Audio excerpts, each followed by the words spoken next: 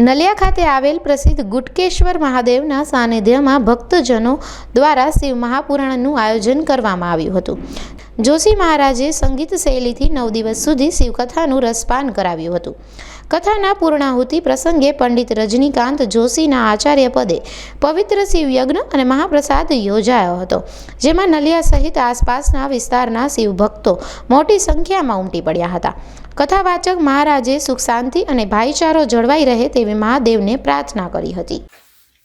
સૌથી પહેલા તો જે ન્યૂઝ મીડિયા ચેનલ એના રિપોર્ટર રમેશભાઈ જે અહીંયા સતત નલિયા વિસ્તારની અંદર શિવ મહાપુરાણની કથા ગુટકેશ્વર મહાદેવ સાનિધ્ય પચરંગી ઓગળ મહેશગીરી બાપુ ગોસ્વામી પરિવાર અને આ એવરેસ્ટ કોલોનીના સાનિધ્યમાં તમામ ગુટકેશ્વરના શિવ ભક્તો દ્વારા જે કથાનું ગાયન થઈ રહ્યું છે. અને એમાં મારા રમેશભાઈ જે મીડિયા પત્રકાર જે અવારનવાર નિત્ય સુંદર શિવ મહાપુરાણની કથામાં આવી અને રિપોર્ટ કરી અને સર્વ પ્રજા અને શિવ ભક્તો સુધી આ સુંદર શિવ મહાપુરાણની કથાની નોંધ પહોંચાડવાનો પ્રયાસ કર્યો છે. એ બદલ પહેલાં તો મીડિયા ચેનલનો હું આભારી છું. મારું નામ જાહેર કરીએ તો આમ તો અટક ઉપર ચાલી રહ્યું છે શિવ કથાવાચક જોશી મહારાજ, વતન ઉત્તર ગુજરાત બનાસકાંઠા.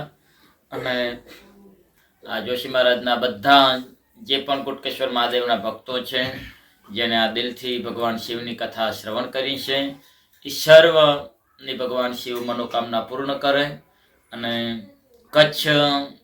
કચ્છની સાથે તો આમ એવું પણ કહી શકાય મારાથી કે કચ્છ સાથે હું આમ પક્ષપાતી પણ છું, કારણ કે હું શિવ મહાપુરાણની કથા જ ગાયન કરું છું. શિવ મહાપુરાણની કથા સિવાય બીજું કાંઈ કરતો નથી.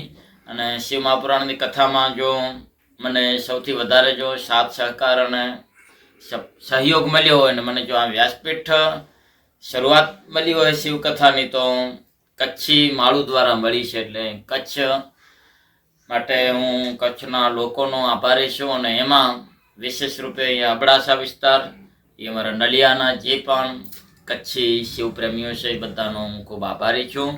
અને જગતમાં જેને કચ્છ અપનાવે છે ને એને આખી દુનિયા અપનાવી લે છે. અને ઘણાએ કીધું છે, સુપરસ્ટાર અમિતાભ બચ્ચને પણ કીધું છે કે મનુષ્ય આ જગતની અંદર કચ્છ નથી દેખાતો કે કુછ નથી દેખા, બાકી કચ્છ જેને જોયું છે એને બધું જોઈ લીધું છે. કચ્છ જેને વેગ આપે છે એને કોઈ પણ ક્ષેત્રની અંદર એનો વેગ ક્યારેય એની ગતિ રૂંધાતી નથી. એવી આ કાશ્યપ ઋષિની ધરા જ્યાં નારાયણ સરોવર કોટેશ્વર આવેલું છે. અને જે નલિયા વિસ્તાર એટલે તો ગુજરાતનું કાશ્મીર પણ કહેવાય.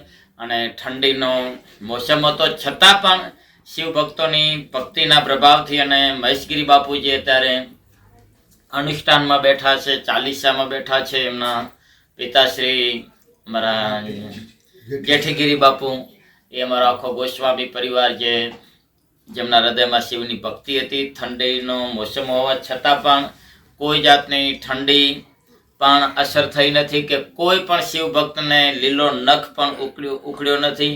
અને સુંદર રીતે અમારો આ 10 દિવસનો જે પણ શિવ મહાપુરાણ મહાયજ્ઞનો કાર્યક્રમ હતો એ નિર્વિઘ્નપણે આ સુંદર પ્રસંગ વિરામ પામી ચૂક્યો છે. ને અત્યારે મહાશિવપુરાણનું જે મહાયજ્ઞનું શ્રીફળ એ મારા રજનીકાંતભાઈ જે પુષ્કરા ભૂદેવ છે, બહુ સારા એવા વિદ્વાન છે, જેમને સુંદર મહાયજ્ઞ અંતર્ગત જે શિવયજ્ઞનું પૂર્ણાહુતિનું શ્રીફળ પણ હોમાવ્યું, પોથી ઉત્થાપન પણ થઈ ગયું. અને પોથી ઉત્થાપન એ મારા જે શિવ ભક્ત મનોજભાઈ ઠક્કર એમના જે આ કથાના યજમાન શ્રી રહ્યા હતા એમના ઘરે પોથી પધરાવી અને હવે પોથી ઉત્થાપન કરી અને હવે હું અત્યારે મારા નિવાસસ્થાન ઉપર જઈ અને પછી આગળની શિવ મહાપુરાણની કથાનો મંગલ આરંભ કરશું. એટલે બધા જ જે કચ્છના તમામ શિવપ્રેમી એનો ખૂબ ખૂબ હું જોશી મહારાજ આભારી છું. અને બધાને ગુટકેશ્વર મહાદેવ સુખી રાખે, સંપન્ન રાખે. અને નલિયા ગ્રામના તમામ શિવ ભક્તોની ઉત્તરોત્તર ભગવાન ગુટકેશ્વર મહાદેવ, કલ્યાણેશ્વર મહાદેવ, જંગલેશ્વર મહાદેવ અને કાશી વિશ્વનાથ મહાદેવ ઉત્તરોત્તર પ્રગતિ કરે એવી હૃદયથી દિલથી એક આ શિવપ્રેમી બ્રાહ્મણના નાભીથી સર્વને આશીર્વાદ સાથે ઓમ નમઃ શિવાય, મહાદેવ હર, જય ભોલેનાથ. આજે એક શિવ મહાપુરાણ મહાયજ્ઞનું આયોજન થયું. એની ધાર્યા કરતાં અતિથી અતિ એક સફળતા પ્રાપ્ત થઈ છે. કોઈ બી સફળતા પાછળ ઘણા બધા અંગો હોતા હોય છે, જેની અંદર પ્રથમ તો મહારાજ શ્રી જે એક નિઃશુલ્ક ભાવે આવે છે, એક પત્રમ પુષ્પનના ભાવે આવે છે, કોઈ પ્રકારનું મોંઘું બજેટ નથી હોતું. અને જે એમની આ એક ભાવના છે, એમની એક પ્રતિજ્ઞા છે કે જ્યાં જે મળે ત્યાં એવી રીતે મારે કથા કરવી છે, મારે ભગવાન શિવના ગુણગાન ગાવા છે અને મારા સનાતન ધર્મને મારે ઊંચો બનાવવો છે, દ્રઢ બનાવવો છે, મારા સનાતન ધર્મને મારે પાણી આપવું છે. આવા એક ઉચ્ચ સંકલ્પની સાથે એમણે જે આવ્યા અને ત્યાર પછી જે મહેશગીરી બાપુ તથા એમના પિતાજી અને એમનો આખો પરિવાર એની અંદર જે રંગાણો, એ તો સાહેબ એવો રંગાણો કે કદાચ આપણે હોળીનો રંગ પણ ઓછો પડે.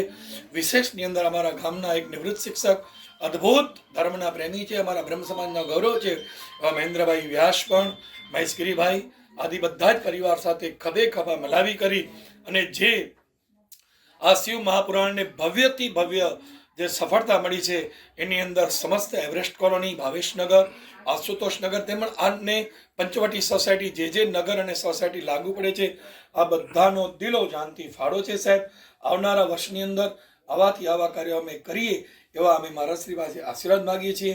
ઓમ નમઃ શિવાય.